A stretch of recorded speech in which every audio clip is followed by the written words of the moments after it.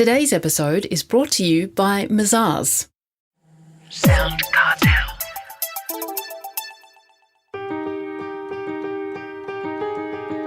From SoundCartel, I'm Nicole Goodman, and this is Business Essentials Daily.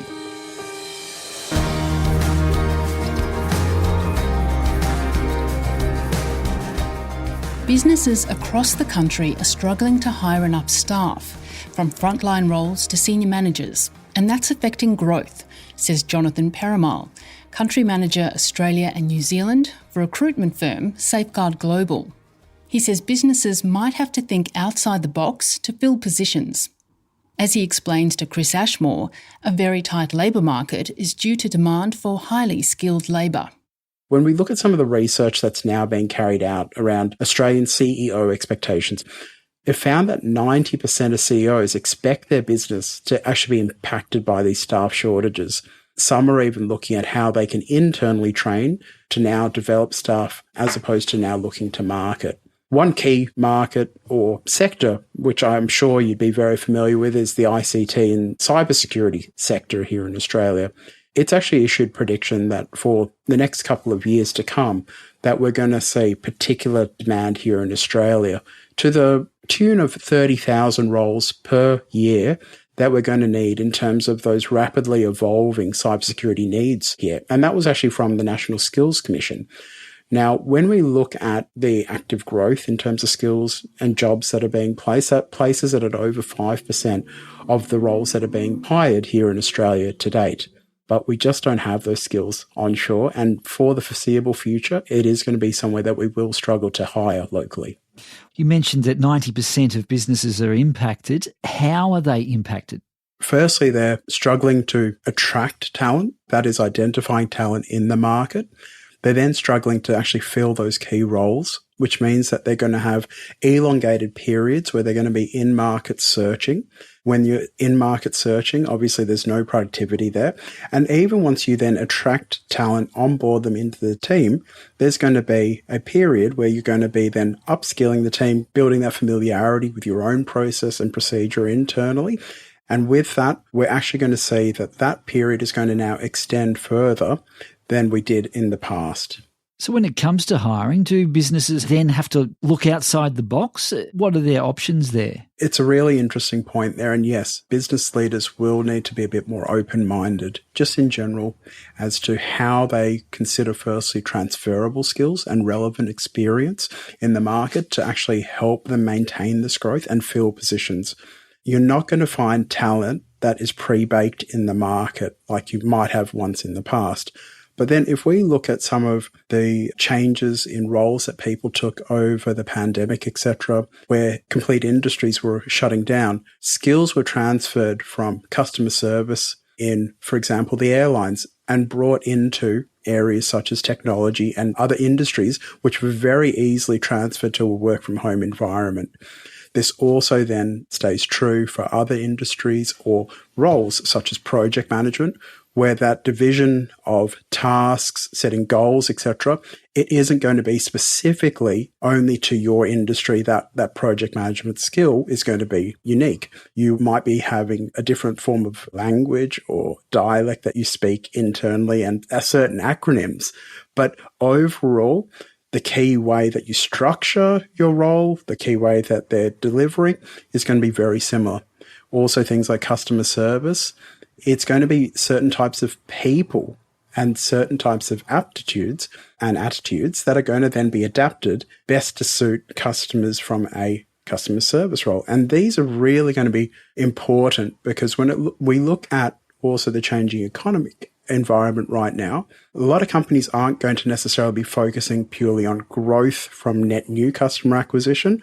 They're also going to be looking at retaining their current customer bases. Are tertiary qualifications still important for a lot of companies? So while tertiary qualifications are going to be important, there are many jobs that still are going to be required to have a certain level of on-the-job training. we still do hear very many stories about graduates unable to secure those first jobs because companies are asking for on-the-job training. And this is where the companies also do need to step up and go, well, if we are asking for tertiary qualifications, we need to come to the table and also participate in mentoring and training in those softer skills.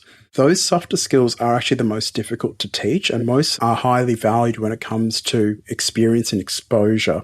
And those type of soft skills can only come from navigating a workplace, working through interpersonal contact and discussion with whether it be peers or customers, etc. So unlikely that you'd need to still pursue them from a tertiary standpoint.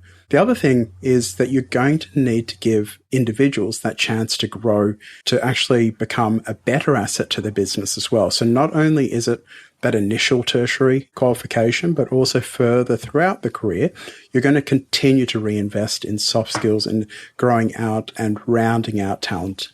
And with such a tight labour shortage here, is it worth looking overseas for talent? So businesses that are currently recruiting in Australia do need to look at how they're going to challenge themselves in overcoming these skill gaps that they're finding here in the market. And one of the ways that they are going to do that is by changing the ways that they also think about recruiting, because things also have changed in terms of the way that people work. Here at Safeguard, we're a huge proponent and I guess a driving force behind this idea of work in any way, that workers will work in a remote manner in terms of driving asynchronous tasks. That is, that they don't need to be done in a team environment all together at once. They could be working at different hours, but coming together on a project. And then from there, it gives companies that opportunity to tap into significant pools of talent outside of Australia. I know that we spoke just before about the cybersecurity space. And when we look at those roles that we're looking to hire here in Australia, we did a survey of some data just via an analytics tool by the name of Horsefly Labour Analytics in March of 2003. And it actually showed that several countries have an oversupply of these ICT and cybersecurity workers, including the US, India, Philippines, and Brazil, for example. In fact, the US has over 2 million people who are unemployed in the database and systems admin type roles in the ICT security space. And there's only 74,000 jobs in that market. In Brazil and in India, both markets, there's over 2 million people with those skills, but only competing for roles of 1,700 roughly and 5,000 roughly respectively in those markets. So there's a huge amount of talent which is not going to be able to take a role in those markets, but we could tap into those and leverage them to secure our cybersecurity talent shortage. Absolutely. Food for thought. Well, finally, hiring employees is one thing, but keeping them is another. What do you suggest, Jonathan? How do you ensure key staff don't leave for another company? Yes, and this is where onboarding firstly is where that critical juncture and introduction into a company starts.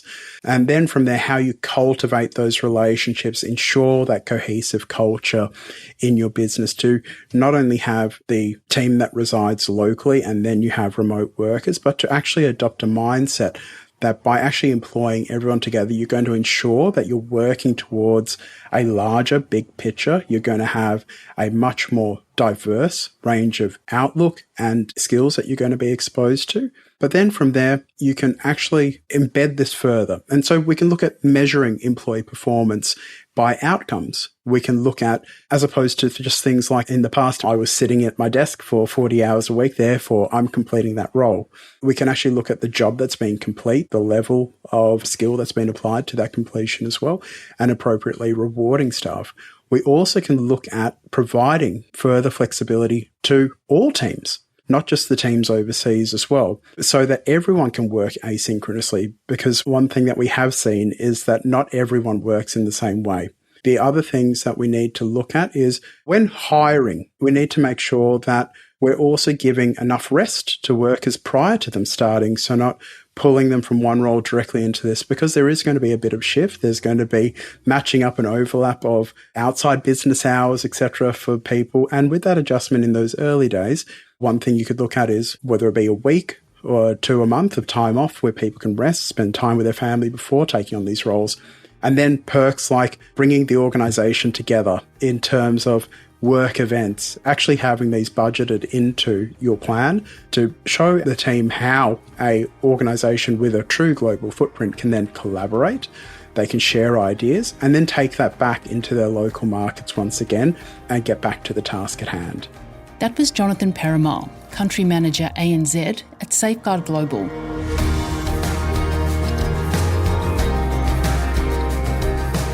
Business Essentials Daily is a SoundCartel podcast. Producers are Nick Schildberger, Chris Ashmore, Jeff Waters and myself. Technical production by Pete Letts. I'm Nicole Goodman. Thanks for listening. We'll bring you more Be Daily next week. SoundCartel. This episode was brought to you by Mazars. To find out more, visit mazars.com.au. That's mazars.com.au.